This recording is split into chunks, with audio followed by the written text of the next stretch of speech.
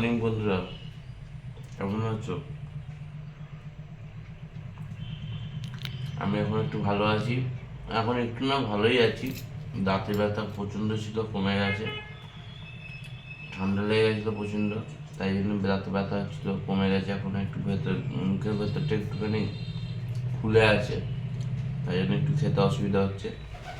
বাদ বাকি ঠিকই আছে। সকালবেলা চাটা খেয়ে নিই, বেরোবো একটুখানি কাজ। কোথাও বেরোনো নেই, একটু যাবো, কাজ আছে।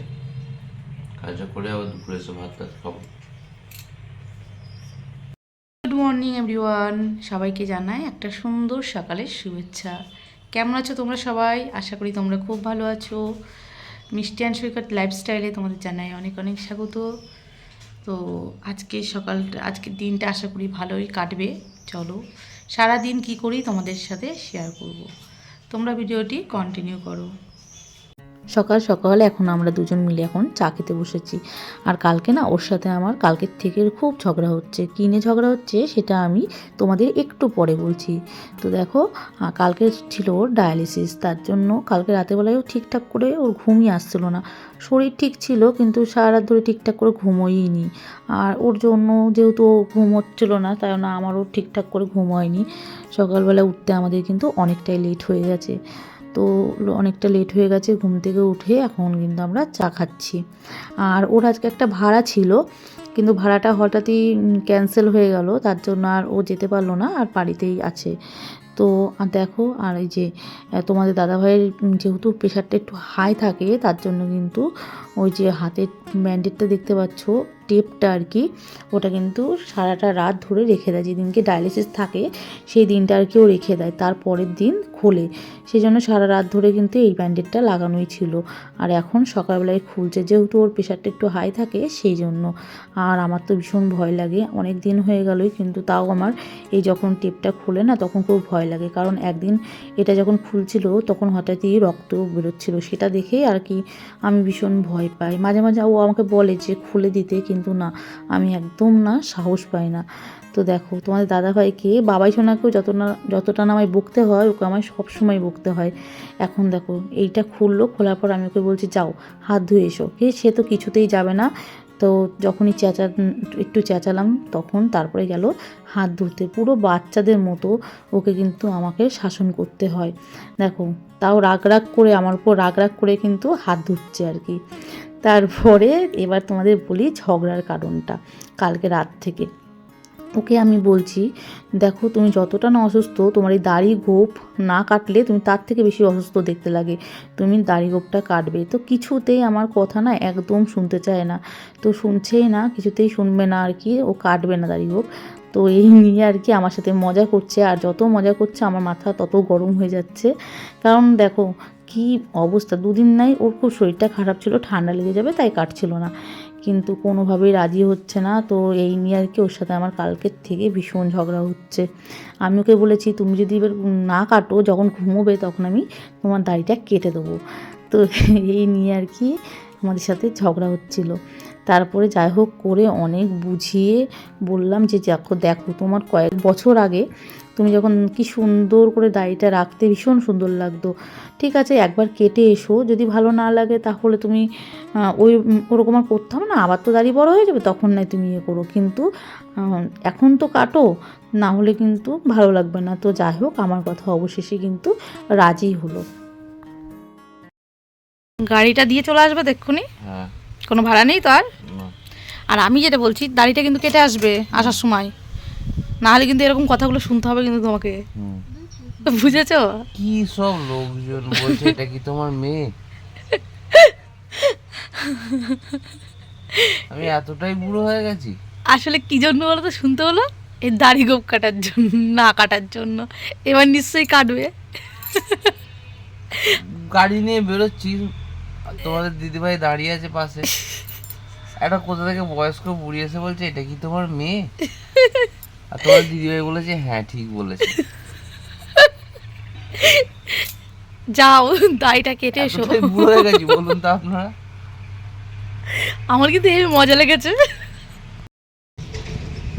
না গো, তোমাকে তো ইয়াং লাগছে আমার থেকে অনেক।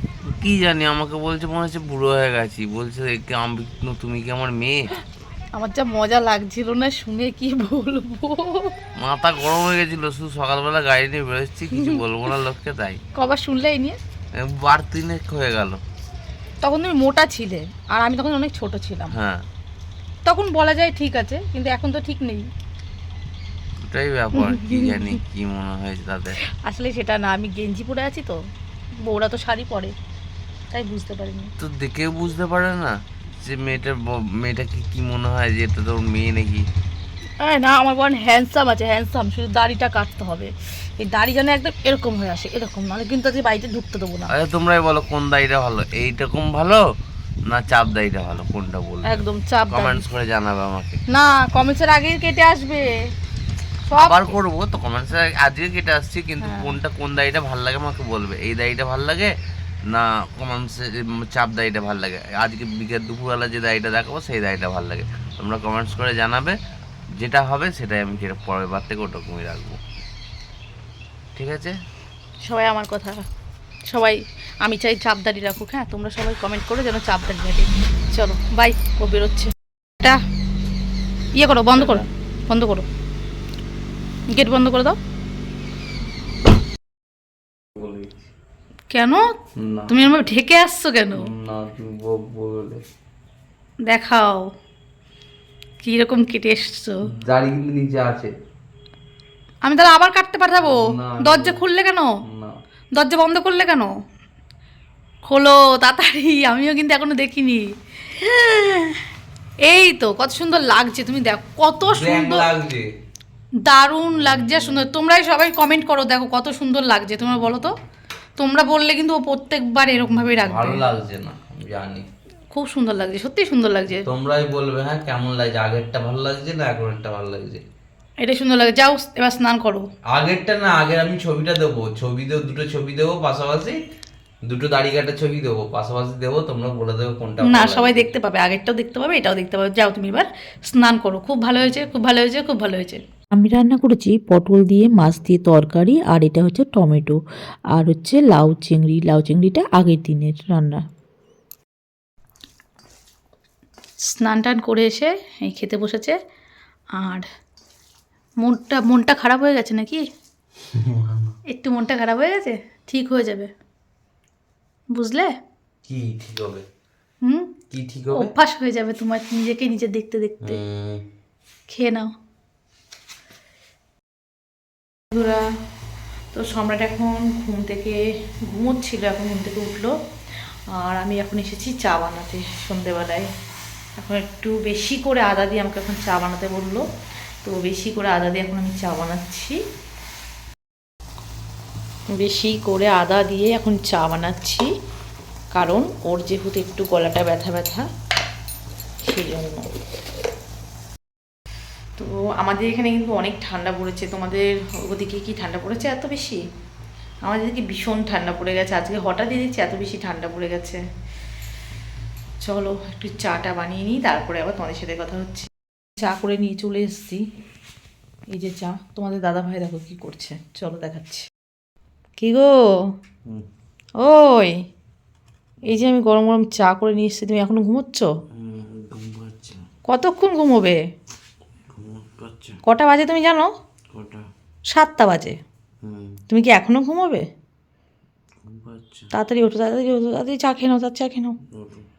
ঠান্ডা লাগছে না? আজ ভীষণ ঠান্ডা পড়েছে, তাড়াতাড়ি ওঠো। খুব ঠান্ডা পড়েছে আজকে হঠাৎ করে। বেরোবে না তাহলে আজকে কোথাও? আর বাড়িতেই থাকবে?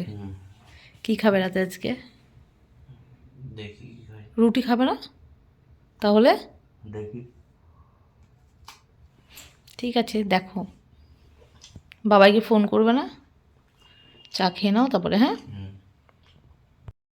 তো দেখো ওর জন্য আমি ম্যাগি বানিয়ে দিয়েছি। ও তো বললো রুটি খাবে না, ভাতও খাবে না, আর ঘুমিয়েই যাচ্ছে। তাড়াতাড়ি করে ওকে ম্যাগিটা বানিয়ে দিলাম, খেয়ে দিয়ে ঘুমিয়ে পড়বে। আর আমি আজকে ভাত খাবো। আবার দেখো ঘুমিয়ে পড়েছে, খাবে না। খাবার রেডি? কি গো, খেয়ে দিয়ে ঘুমিয়ে পড়ো ওষুধ খেয়ে। আজকে এত ঘুমোচ্ছ? আমি তোমার খাবার নিয়ে চলে এসেছি। ঠান্ডা হচ্ছে। খেয়ে নাও তাড়াতাড়ি।